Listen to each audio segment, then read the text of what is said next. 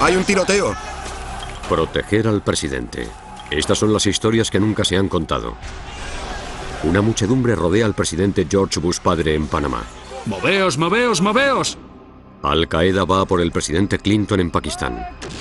Y un lobo solitario intenta atacar al presidente George Walter Bush en la antigua Unión Soviética. Le han lanzado una granada de mano al presidente de los Estados Unidos. Ahora, por primera vez, agentes especiales revelan sucesos que supusieron una gran amenaza. Así que sí, el corazón me iba a mil. Estamos hablando de la persona más importante y poderosa del mundo. No había margen de error. Todo agente del servicio secreto está listo para hacer los sacrificios que sean necesarios. Preferiría estar muerto a que me tacharan de cobarde. Por tu país debes intentar permanecer con vida. Los archivos del servicio secreto. Proteger al presidente. 25 de julio de 1999. Misión Funeral Real en Marruecos. Era viernes. Hacía un día soleado precioso. Yo era el jefe de turno y nuestra misión era volar con el presidente Clinton en el Air Force One hasta Cincinnati para un evento benéfico. Un viaje rutinario. Pero entonces el servicio secreto recibió una noticia. El rey de Marruecos había muerto y el presidente Clinton debía asistir a su funeral. Eso es lo interesante del servicio secreto. Estás ahí, crees que vas a Cincinnati y acabas volando 4.800 kilómetros hasta otro país para asistir a un funeral. Y todo de forma improvisada. No te da tiempo a parpadear. ¿A dónde quieren que vaya? Pues en marcha.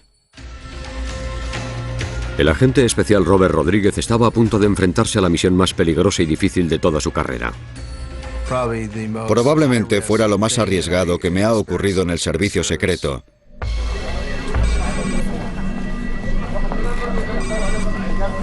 Durante 22 años y medio trabajando como agente especial del Servicio Secreto de Estados Unidos, ha habido momentos en los que me he sentido vulnerable.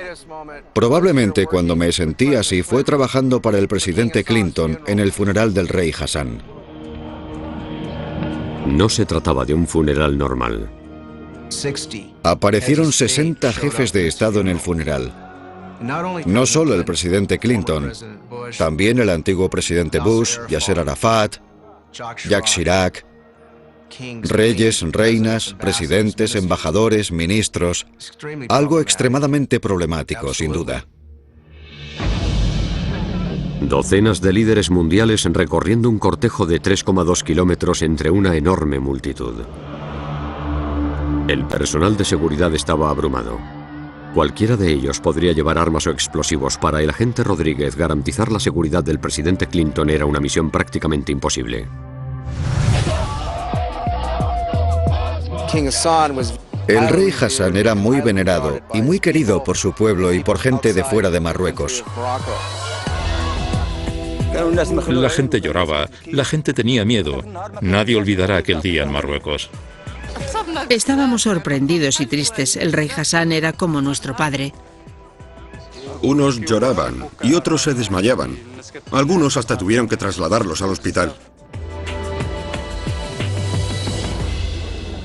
Cuando abrieron las puertas del palacio, fue como abrirle paso a un mar de gente.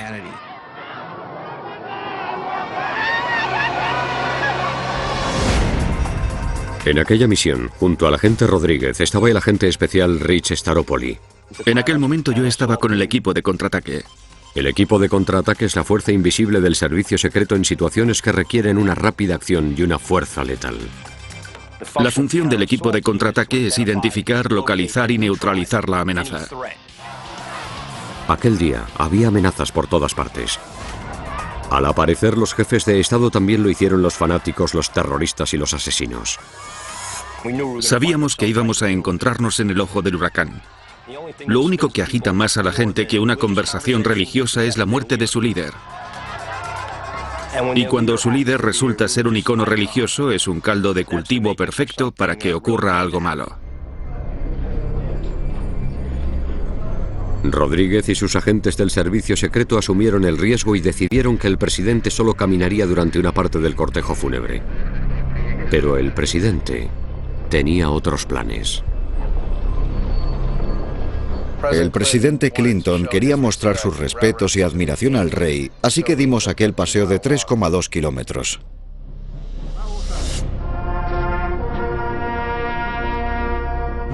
Se esforzaron mucho por intentar ser flexibles, porque sabían que yo querría estar con la gente. Sabían que querría que pararan el coche en un país extranjero y salir de él para caminar por sus calles. Un día cualquiera puede parecer una avenida de lo más normal, pero el 25 de julio de 1999, imagínense a más de 2 millones de personas asomadas a balcones, ventanas abiertas, tejados, sentados en los árboles, emocionados, gritando y llorando. Fue un cortejo de 3,2 kilómetros desde el palacio hasta el mausoleo. Un paseo de 3 kilómetros que ponía en riesgo todas las tácticas y procedimientos del servicio secreto. Las miles de personas que formaban aquella muchedumbre no habían sido registradas y presentaban una amenaza potencial. Armas, bombas sucias, cinturones suicidas, podían estar escondidos en cualquier parte. Hubiera bastado con solo una persona, y eso suponía un gran riesgo para nosotros. Pero la misión ya estaba en marcha y no teníamos tiempo de inspeccionar el camino. Sabíamos que no tendríamos el equipo de contraataque donde lo necesitábamos, ni el coche de emergencia donde nos habría gustado tenerlo. El equipo de francotiradores tampoco podría ir de avanzadilla y contabilizar cuántas ventanas tenían acceso al presidente, cuántas de ellas estaban abiertas. No teníamos nada de eso. El cortejo fúnebre se fue abriendo paso por las calles de Marruecos y la gente salía de todas partes. Había muchísima gente a nuestro alrededor, 2 millones de personas haciendo todo lo posible por acercarse hasta el ataúd.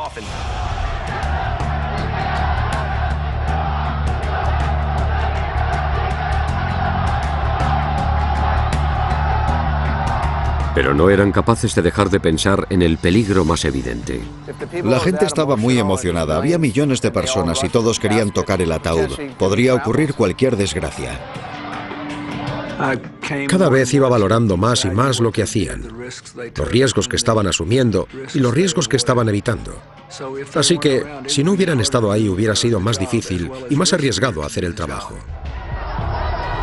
La labor de los agentes protegiendo al presidente Clinton cada vez era más y más arriesgada. No había nada capaz de contener a esa gente. Tenían la libertad de deambular y abarrotar las calles a sus anchas.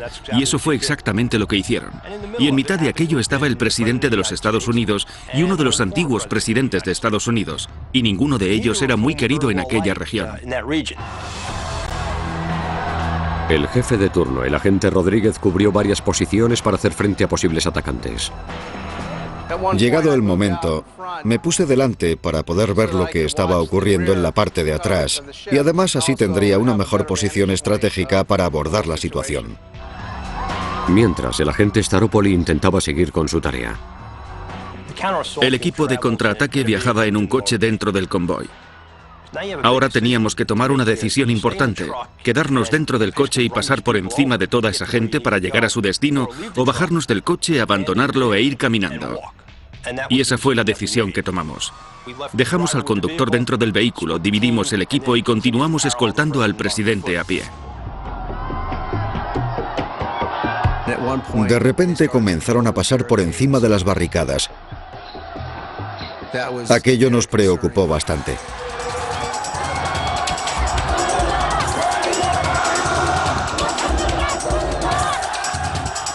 No te puede dar miedo tocar a la gente. En algunos momentos es exactamente lo que hay que hacer con una muchedumbre como esa. Tienes que apartar a la gente de tu camino. Yo pensaba, ¿dónde ponemos al presidente? Y el único lugar viable que encontré para esconderlo y refugiarlo fue debajo del ataúd. Ahí fue cuando empezamos a desesperarnos. ¿Íbamos a meter al presidente de los Estados Unidos debajo de un ataúd? La situación era abrumadora. Había que detener la marcha. No era ninguna broma. Y ciertamente cuando estás rodeado de 2 millones de personas envueltas en una locura religiosa, La situación solo puede ir a peor. Rabat, Marruecos. Los agentes Staropoli y Rodríguez del Servicio Secreto estadounidense se enfrentan a una de las misiones de seguridad más peligrosas de su vida: proteger al presidente Clinton de una muchedumbre fuera de control.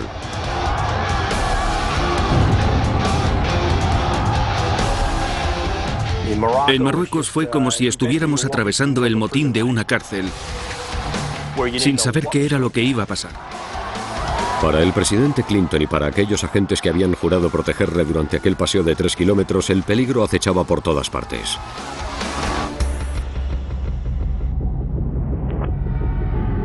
Francotiradores en los tejados. Terroristas con una bomba. Cuando te enfrentas a algo desconocido, tienes que concentrarte en lo que estás haciendo, saber quién está a tu alrededor y tomar decisiones inmediatas sobre si una persona puede ser una amenaza o no.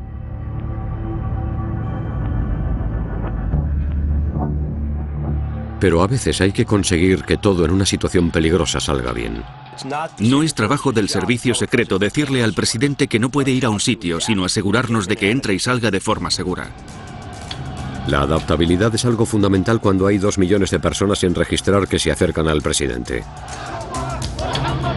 Y aún quedaban 800 metros para llegar al mausoleo. Los agentes Staropoli y Rodríguez le hacían frente al calor y al agotamiento. Íbamos de negro, incluso con botas negras y cinturones de carga. Así que el peso total de cada miembro del equipo era de aproximadamente 23 kilos extra. Era muy difícil lidiar con algo así. Los agentes estaban bajo una gran presión, pero no podían olvidarse de una cosa. En todas las misiones en las que he estado, nunca he conocido a un agente que dudara si interceptar o no una bala dirigida al presidente. Preferiría estar muerto a que me tacharan de cobarde.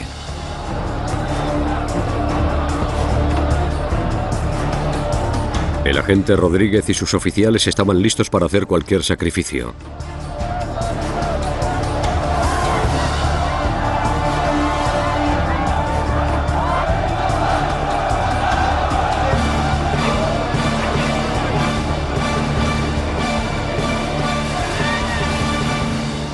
Cuando por fin llegaron a su destino final. Después de un paseo de 3 kilómetros a unos 38 grados centígrados, por fin llegamos al mausoleo que pueden ver detrás de mí, donde dejaron los restos del rey Hassan. Y recuerdo subir por aquellas escaleras y lo brillante que era el mármol cuando el sol las iluminaba. Sin duda sentí un gran alivio porque esta era una zona cerrada y protegida. Estábamos dentro, sabíamos que ya había acabado todo y la verdad es que estaba encantado de que fuera el final de aquella parte del día. Esperábamos que ocurriera algo malo o que alguien disparara un arma, ya fuera apuntando a uno de nuestros protegidos o en general. Afortunadamente nunca llegó a ocurrir.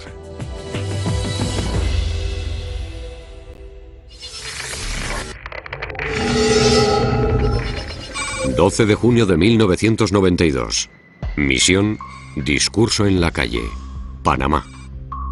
El presidente George Bush padre aterrizó en territorio inestable. En junio de 1992, el presidente estaba de gira por América del Sur.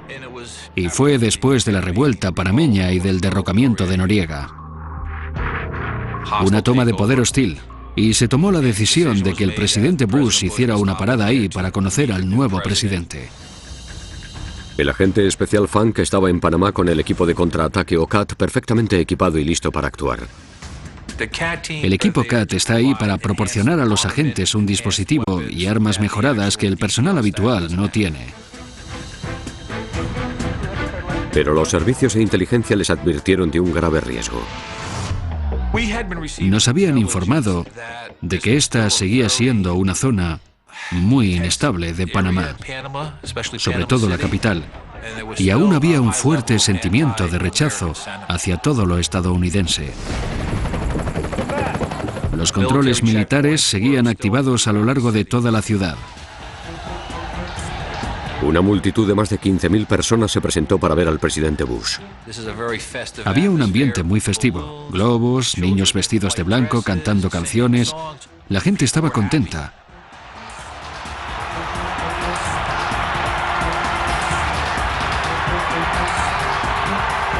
Pero a 180 metros un pequeño grupo se iba alterando.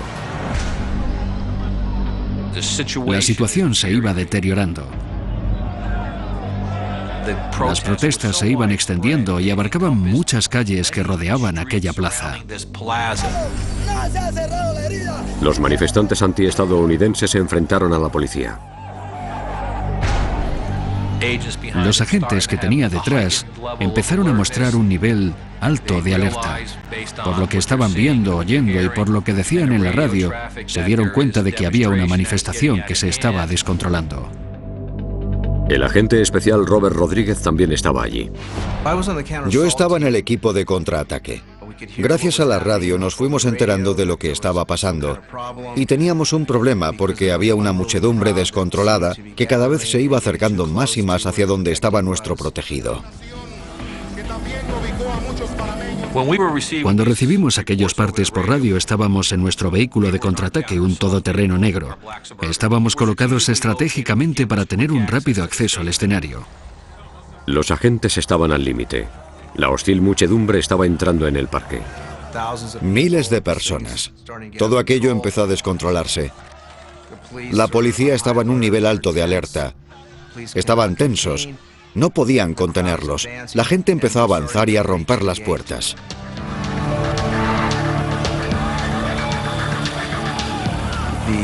Tiraron gases lacrimógenos.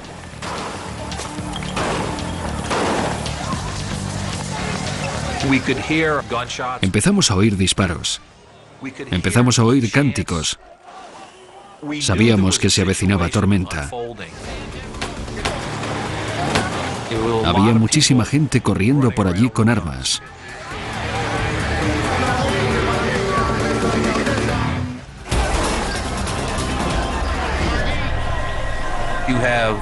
Había tipos peligrosos con pañuelos, como bandidos del oeste, y con armas. La situación era muy confusa.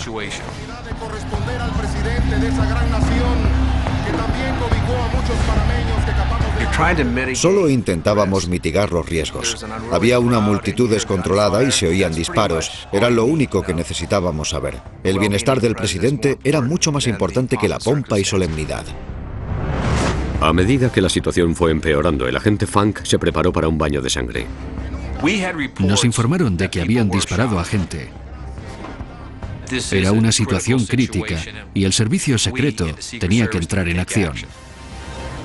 Grandes riesgos que requerían grandes armas. Nos desplegamos y nos subimos al escenario mientras el motín se iba desencadenando. Y fue solo cuestión de tiempo antes de que aquel motín arrollara la zona en la que estábamos. Mientras la policía panameña lanzaba gases lacrimógenos, el equipo de contraataque entraba en acción.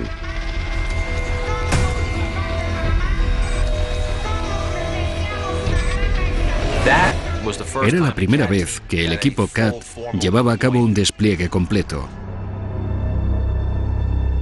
El presidente empezaba a notar los efectos del gas lacrimógeno, pero haciendo honor a su reputación, el presidente Bush se negó a abandonar el escenario.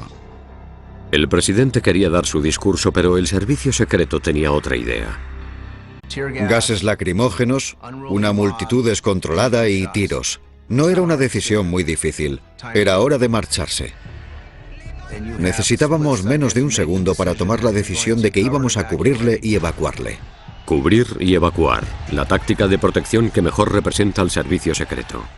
El protocolo del servicio secreto consiste en cubrir los 360 grados, arriba, abajo y alrededor, y evacuar al presidente y sacarlo de ahí sano y salvo. El agente Funk ve ahora el vídeo.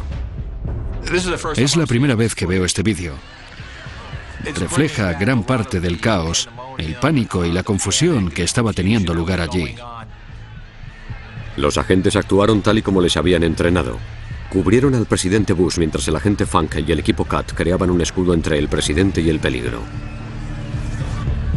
Empezamos a cargar nuestras armas. Yo estaba al frente, ese soy yo. Estaba colocado de rodillas en una posición en la que, en caso de tiroteo, hubiera tenido una plataforma de disparo muy estable. Próximo paso, evacuar. La huida fue de lo más angustiosa.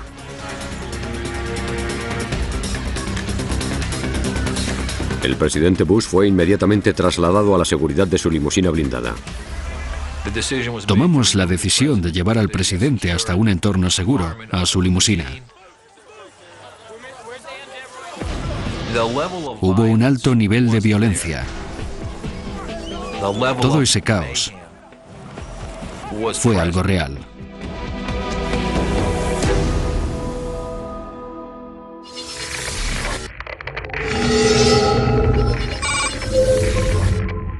...25 de marzo de 2000... Misión Discurso televisado, Pakistán. El presidente Clinton se dirige a una zona de guerra. Su objetivo: instar al gobierno de Pakistán a restablecer la democracia tras un golpe militar. Habíamos decidido ir tras Bin Laden, Al-Qaeda y el resto. Desde que tomé aquella decisión supe que siempre que estuviera en otro país donde pudiera haber terrorismo, correría un grave peligro. El peligro no podría haber sido mayor en aquel momento. Pakistán era territorio de Al-Qaeda y Bill Clinton era su objetivo principal. Sin duda, el viaje a Pakistán puso a prueba los recursos del servicio secreto. Volví a ver problemas en aquella región. Osama Bin Laden pedía la muerte de Estados Unidos. Las noticias más perturbadoras llegaron de la CIA. Las agencias de inteligencia tenían información sobre las intenciones de Bin Laden de intentar asesinar al presidente Clinton. No era un buen momento. El agente especial Rich Staropoli estaba en Pakistán en aquel momento. Yo estaba con el equipo de contraataque cuando mantuvimos una conversación en la que discutimos abiertamente que nuestra recomendación era no hacer ese viaje. Y creo que la respuesta fue: bueno, es vuestro trabajo, aseguraos de que no ocurre nada. Así que, ¿qué contestas a eso? Aun sabiendo que era un error, fuimos a Pakistán.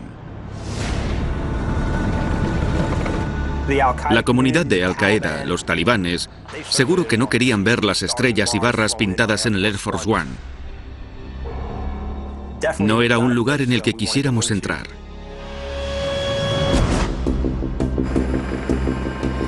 Era una misión muy importante, comparable probablemente a lo ocurrido durante la invasión del día D. Había muchísimo en juego. Nos llevamos todo lo necesario. De camino a Pakistán, el servicio secreto tuvo noticias. Más información perturbadora. Enseguida las cosas fueron de mal a peor. Acababan de encontrar un enorme alijo de armas automáticas en una casa no muy lejos de la pista de aterrizaje que iba a utilizar el Air Force One. Íbamos a meternos de lleno en el corazón del cuartel general de Al-Qaeda.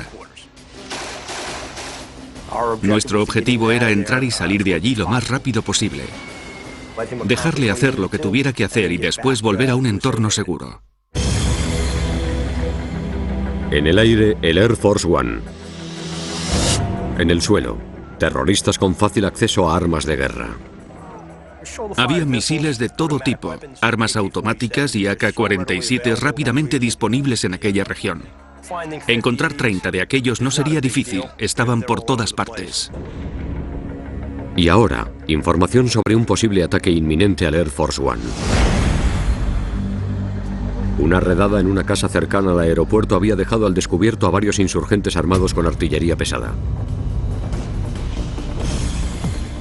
Nos preocupaba que a medida que el Air Force One se fuera acercando, alguien con un arma al hombro, con un misil Stinger, pudiera darle al avión y abatirlo. El presidente Clinton estaba de viaje por Pakistán, pero el Air Force One estaba en el punto de mira. El agente especial Rich Staropoli sabía que un enemigo a la espera siempre requiere estrategias y maniobras secretas. Desde el momento en que iniciamos aquel viaje, utilizamos todo tipo de tácticas y artimañas. Era el momento de iniciar las maniobras y operaciones psicológicas. Y así el Air Force One entró en Pakistán. El agente Staropoli sabía que la pista de aterrizaje era vulnerable a un ataque. Era la posición perfecta para conseguir el objetivo de derribar un avión desde el final de aquella pista con un misil Stinger. El Air Force One se iba acercando. En cualquier momento podría ocurrir cualquier desastre. Sin duda era un buen lugar para que el enemigo diera un golpe. No era un lugar en el que quisiéramos entrar. El Air Force One empezó la maniobra de aterrizaje. Iba bajando, iba despacio, como habría hecho cualquier otro 747. Pero entonces aquellos que esperan ver al presidente se quedaron sorprendidos por lo que ocurrió a continuación.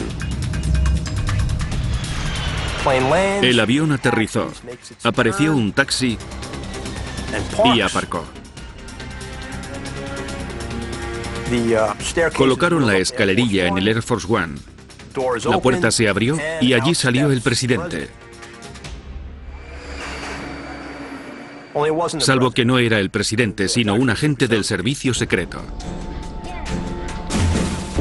Mientras ocurría aquello y la atención de todo el mundo estaba centrada en el Air Force One, llegó un segundo avión mucho más pequeño, sin pintar, con su propio patrón de vuelo, en dirección opuesta, y aterrizó. Y antes de detenerse apareció el convoy de vehículos. La limusina blindada aparcó entre el verdadero Air Force One y el avión del que salió el presidente Clinton. Así que el plan funcionó. En aquella ocasión, el elemento sorpresa estuvo de nuestro lado. El presidente Clinton pisó el asfalto de forma segura, pero el servicio secreto continuó en alerta máxima. Los servicios de inteligencia les advirtieron de que la policía secreta pakistaní podía estar infiltrada. Las reuniones a las que habíamos asistido indicaban que la policía secreta pakistaní estaba llena de simpatizantes de Al-Qaeda. Nosotros íbamos conduciendo con el servicio de interinteligencia de Pakistán y algunas de las personas con las que estábamos trabajando eran simpatizantes de Al-Qaeda. Era una situación increíblemente tensa y sabíamos que podía ocurrir cualquier cosa. Así que las conspiraciones y subterfugios continuaron. Y entonces iniciamos el plan. Había 6 coches blindados en el convoy. En la limusina presidencial, en el centro del convoy paramilitar, estaba el presidente Clinton. ¿O no? A medida que el dispositivo avanzaba desde el aeropuerto, empezamos a retrasar la limusina que llevaba al presidente de los Estados Unidos unos cuantos coches y después metimos una vacía más adelante. Todos los vehículos tenían banderitas y llevaban sellos presidenciales, algo bastante raro. Hubiera sido bastante difícil para cualquiera averiguar exactamente en qué coche estaba él. Había 6 vehículos blindados en el convoy, así que ahora tenían una posibilidad entre 6 de acertar y darle al coche que llevaba al presidente. Pero aún así, seguíamos pensando, vale, si ocurre A, ¿qué vamos a hacer? Si ocurre B, ¿qué haremos? Hubo un gran nivel de comunicación mientras el convoy estuvo en marcha. Sin duda fue un juego de estrategia al que decidimos jugar aquel día. Compartimos vuestra decepción porque anteriores gobiernos democráticos en Pakistán no hayan hecho un trabajo mejor por sus ciudadanos. El discurso de Clinton duró unos escasos 15 minutos. Clinton dio su discurso y fue bastante bien recibido. El servicio secreto no podía relajarse. Aún teníamos que salir de allí y ahí es donde la gente suele bajar la guardia. Los mismos peligros les acecharon durante el camino de vuelta. Seguíamos sin saber dónde estaba Osama Bin Laden ni cuántos operativos de Al-Qaeda estarían por ahí. Sabía que el servicio secreto estaría ahí y que lo harían lo mejor posible. Los agentes estuvieron a la altura de las circunstancias. El presidente Clinton acabó a salvo en su limusina blindada. Volvió a su vehículo y le sacamos de ahí volando. El viaje había acabado. Todos nos sentíamos aliviados. Se notaba en el presidente, se notaba en su personal. Nunca pensamos que hemos hecho un buen trabajo hasta aterrizar de nuevo en la Casa Blanca.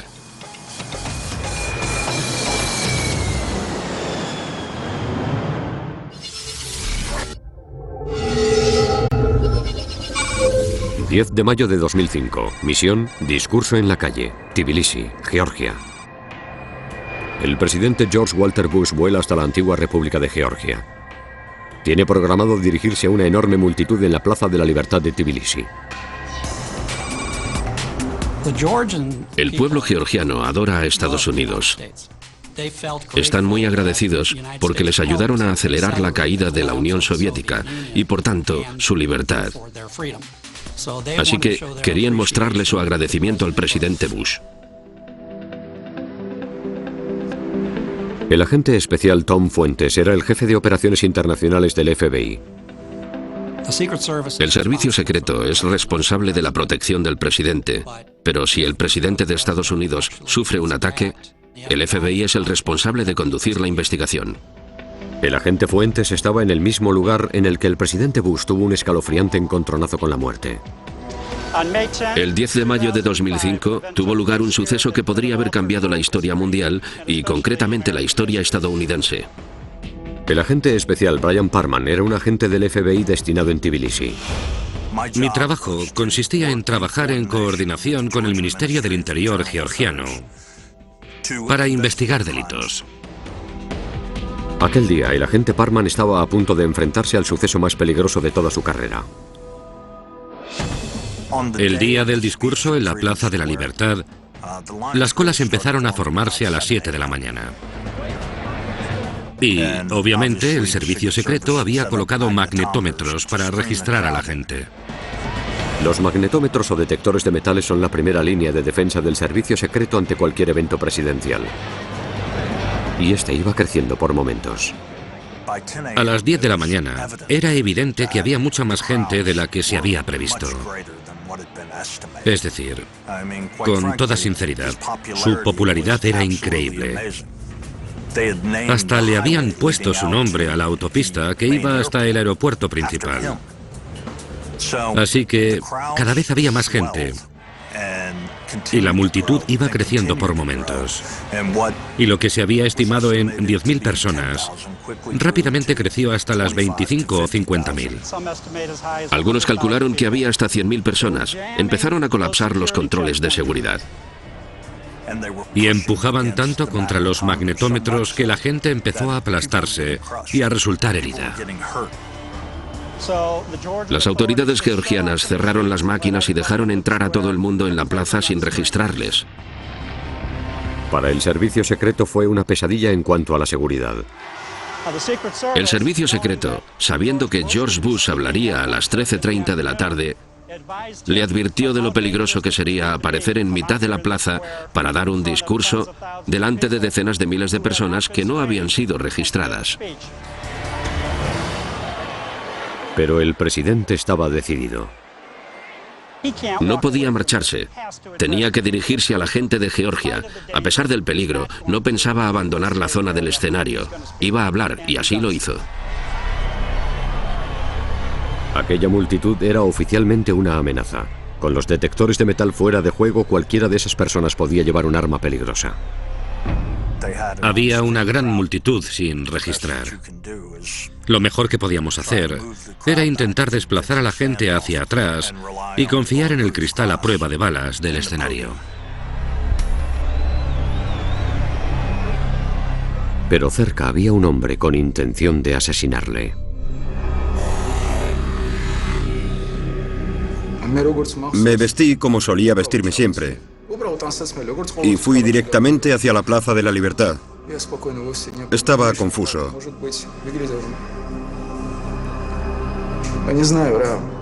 Me enfadé mucho al ver a Bush llegar y me molestó que la gente le aplaudiera.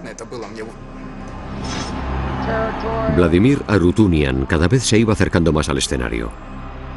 En su mano llevaba un explosivo lleno de TNT.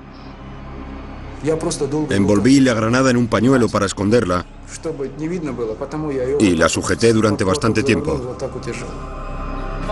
Debe ser respetado por todas las naciones. Y entonces la lancé como una piedra. Bajo la dura mirada de Lenin, miles de georgianos rezaron. El presidente Bush se estaba dirigiendo a una emocionada multitud en Tbilisi, Georgia. Pero no sabía que un hombre estaba decidido a matarle.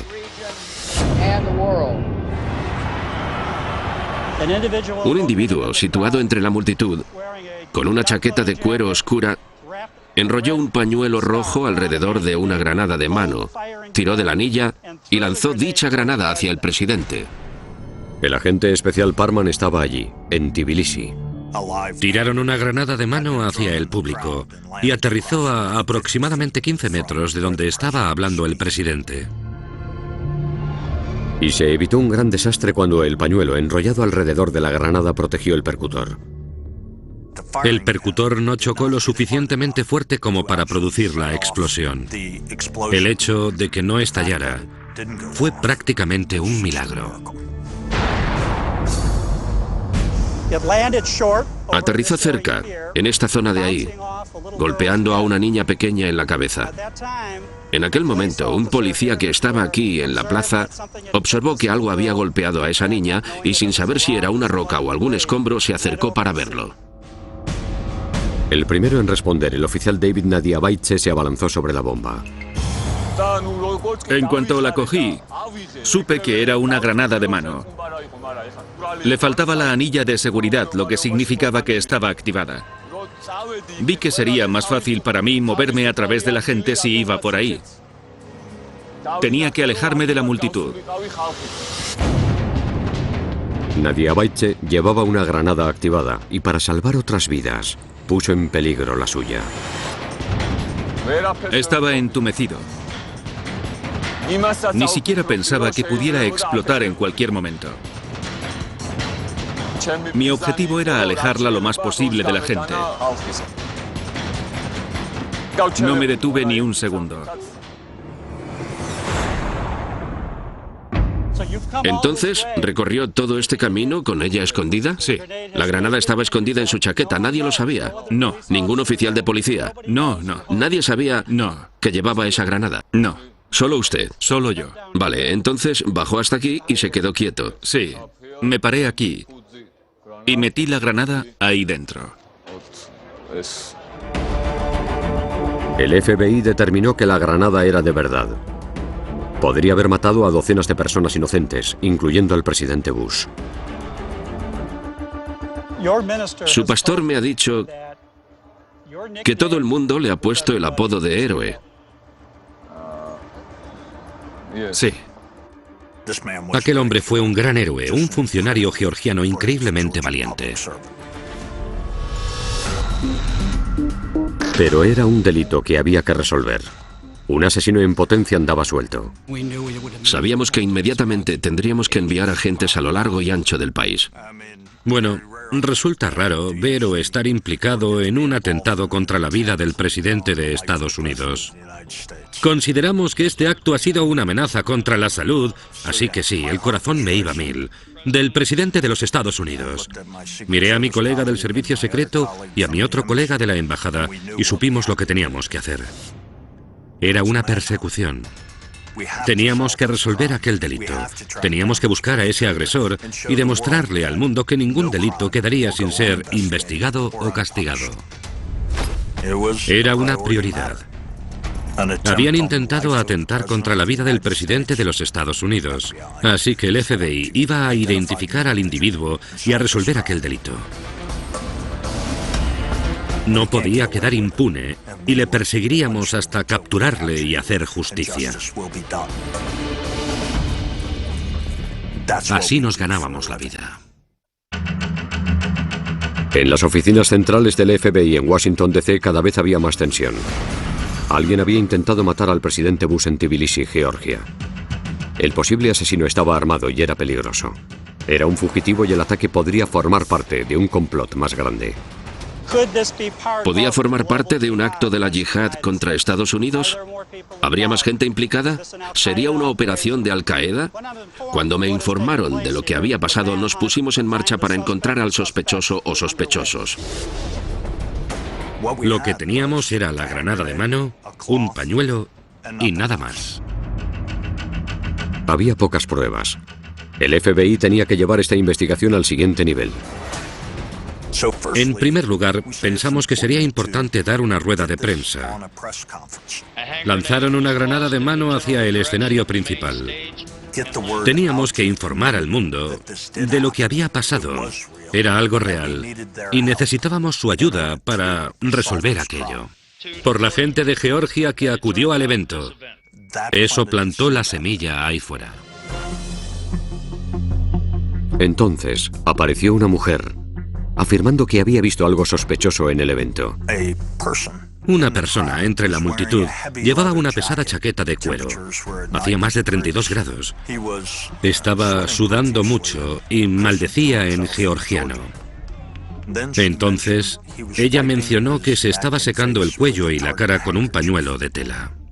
Y eso nos alertó, porque podía ser una pista a investigar que había que seguir. La testigo les dio una descripción completa de memoria. Y el FBI buscó entre las fotos del evento tratando de encontrar alguna coincidencia, pero no descubrieron nada. Por desgracia, no nos permitió identificar al individuo. Sentimos frustración.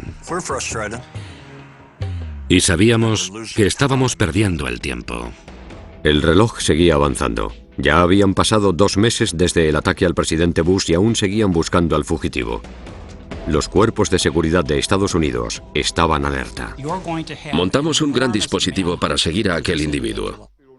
El FBI publicó una foto del sospechoso y aquello incrementó las apuestas. Ofrecimos una recompensa de $100.000, que en Georgia, en aquella época, era una gran cantidad de dinero. Y poco tiempo después, un individuo nos llamó y dijo: creo que es mi vecino, y nos dio su nombre y dirección. El nombre, Vladimir Arutunian. La dirección, un barrio local de viviendas protegidas. La policía georgiana organizó una visita al apartamento del sospechoso. Se cruzaron con él en las escaleras. Pero no reconocieron a su hombre. Aquel individuo tenía el pelo más largo y barba, y no se parecía en nada al individuo al que estábamos buscando. Aquellos policías se encontraron con una sorpresa bastante desagradable. Llevaba una AK-47 y empezó a disparar contra los oficiales.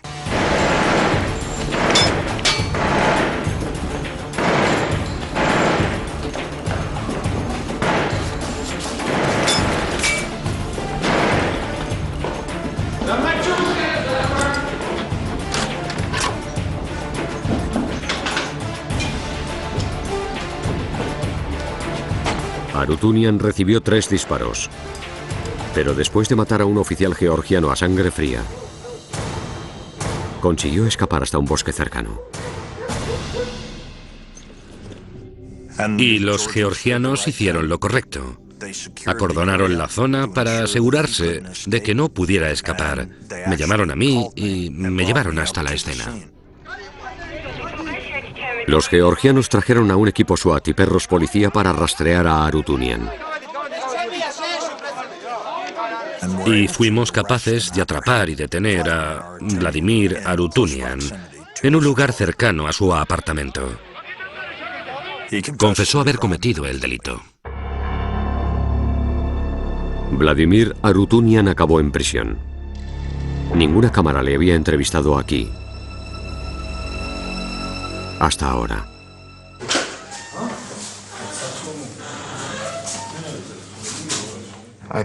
No me siento orgulloso de lo que hice. Fue un acto de desesperación, nada más. Por negarse a cooperar, Arutunian selló sus labios. Satisfacía todos los criterios de uno de los mayores temores de la policía. Un solitario perturbado y propenso a la violencia. Durante su primera entrevista desde la cárcel, Arutunian sugirió que entrar ahí siempre había formado parte de su futuro. Y les diré otra cosa. Si Bush no hubiera venido, habría cometido algún otro delito para acabar en la cárcel. La inclinación de Arutunian hacia la violencia acabó metiéndole entre rejas de por vida, sin posibilidad de libertad condicional. Solo queremos que esa persona esté en una posición en la que no pueda volver a hacer daño, y ahí es donde está Arutunian hoy, a un par de kilómetros de su pueblo, en una cárcel de Tbilisi donde pasará el resto de su vida.